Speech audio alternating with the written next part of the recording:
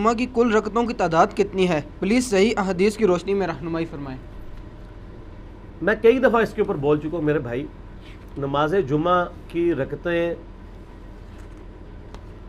جو احادیث میں وارد ہوئی ہیں، ایک تو وہ حدیث ہے بخاری اور مسلم کی کہ نبی صلی اللہ علیہ وآلہ وسلم جمعے کا خطبہ دے رہے تھے، ایک شخص خطبے کے دوران آیا، بیٹھ گیا، آپ علیہ السلام نے فرمایا کیا تم نے مسجد میں داخل ہوتے وقت 2 رکعتیں پڑھی تھی مسجد کی؟ کہا یا رسول اللہ نہیں۔ فرمایا پہلے وہ پڑھو لیکن مختصر پڑھو۔ وہ پڑھوائی خطبے کے دوران، تقریر کے دوران، چاہے عربی والا خطبہ ہو چاہے اردو والا، کیونکہ نبی علیہ السلام کی تو تقریر وہی ہوتی تھی، ہم نے علیحدہ کی ہے نا۔ وہ 2 رکعتیں تو نماز سے پہلے ضروری ہیں کم از کم۔ مصنف ابن ابی شیبہ میں سنن کبریٰ البیہقی میں کہ یہ سار ملتے ہیں کہ صحابہ کرام 4 رکعتیں بھی پڑھتے تھے۔ اس کی صحت میں اختلاف ہے، لیکن چونکہ دونوں طرف محدثین موجود ہیں، آپ 4 بھی پڑھ لیں۔ اور بخاری اور مسلم میں ایک وہ حدیث ہے دونوں میں کہ آپ علیہ السلام نے فرمایا کہ جو شخص سب سے پہلے جمعے کی نماز کے لیے آتا ہے اسے اونٹ نہر کرنے کا ثواب ملتا ہے، جو اس کے بعد دوسری گھڑی میں آتا ہے اسے گائے ذبح کرنے کا ثواب، جو اس کے بعد آتا ہے اسے بھیڑ بکری، جو اس کے بعد آتا ہے اسے جو ہے وہ مرغی ذبح کرنے کا ثواب، اور جو اس کے بعد آتا ہے اسے انڈا صدقہ کرنے کا ثواب، اور جو اس کے بعد آتا ہے فرشتے رجسٹر بند کر دیتے ہیں جب خطیب ممبر پہ چڑھ جاتا ہے اور وہ بھی اس کی تقریر سنتے ہیں، پھر عام جمعے کا ثواب ہے۔ اس میں آگے الفاظ ہیں کہ جو جتنا جلدی آتا ہے اس کے بعد جو اللہ توفیق دے تم نماز پڑھو، تو جمعے سے پہلے آپ 100 رکعتیں بھی پڑھ سکتے ہیں جب تک خطیب ممبر پہ نہیں چڑھا ہوا۔ جب خطیب ممبر پہ چڑھ جائے تو بخاری مسلم کے الفاظ ہیں پھر 2 سے زیادہ نہیں پڑھنی، اس سے پہلے ہیں تو جتنی پڑھے۔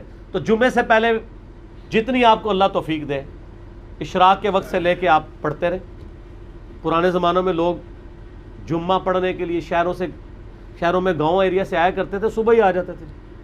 اب تو خیر ہمارے گاؤں بھی شہر بن چکے ہیں چونکہ قصبے ہیں، اس لیے وہاں پہ جمعے ہوتے ہیں،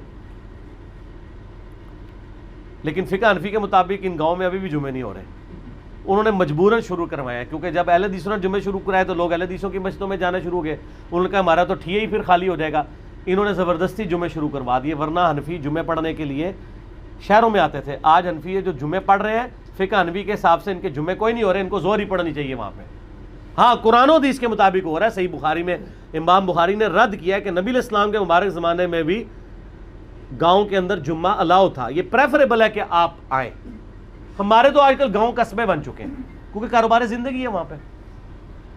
اور جمعے کے بعد صحیح مسلم میں حدیث ہے کہ جو جمعے کے بعد نماز پڑھے اسے چاہیے 4 رکعتیں پڑھے، چاہے 2 کر کے پڑھ لے چاہے ایک سلام سے، چاروں کٹھی، دونوں طرح ثابت ہے۔ جو جمعے کی بعد والی رکھتے ہیں وہ 4 رکھتے ہیں، 2 کر کے بھی پڑھ سکتے ہیں، اکٹھی بھی پڑھ سکتے ہیں۔ بعض احادیث میں آتا ہے کہ نبی علیہ السلام 2 پڑھتے تھے اور گھر جا کے پڑھتے تو 4 پڑھتے تھے، 4 ہی ہیں کیونکہ حکمی حدیث مسلم کی آ گئی نا 4 پڑھو، تو نبی علیہ السلام 2 گھر پڑھتے ہوں گے 2 ادھر پڑھ لیتے ہوں گے، اس میں تو کوئی مسئلہ نہیں ہے، آپ پڑھ سکتے ہیں، گھر جا کے بے شک پڑھیں۔ 4 رکھتے ہیں تو ٹوٹل پھر 6 سنتیں بنی کم از کم، 2 پہلے 4 بعد میں، اور زیادہ سے زیادہ آپ بے شمار پڑھیں، بعد والی بار 4 ہے۔ اور عام دنوں میں بھی آپ دیکھیں ظہر کے بھی ساتھ آپ کی 6 سنتیں ہیں جو موقع ہیں، 4 پہلے 2 بعد میں۔ اور بخاری مسلم کی حدیث ہے جو فرض کے علاوہ 12 رکعتیں پڑھے گا اللہ تعالیٰ جنت میں اس کے لیے محل بنائے گا۔ تو یہ 12 رکعتیں جمعے والے دن بھی پوری ہو جاتی ہیں اگر آپ جمعے کے ساتھ 6 رکعتیں پڑھ لیں، 2 پہلے 4 بعد میں، اور زیادہ پڑھیں تو اور بہتر ہے۔ تو جمعے کی رکعتیں ٹوٹل پھر کتنی ہوئی؟ کم از کم 6 ادر دین فرض کے، 2 فرض تو ہیں بیچ میں، یہ نہ ہو کہ فرضوں کا ذکر ہی نہیں کیا، وہ اپنی جگہ موجود ہے۔ یہ رکھتے جب کوئی پوچھ رہا ہوتا ہے نا تو وہ پوچھ رہا ہوتا ہے سنتیں، اور بعض زور احتیاطی بھی پڑھ رہے ہوتے ہیں ساتھ، اس کی کوئی ضرورت نہیں ہے۔ ٹھیک ہو گیا؟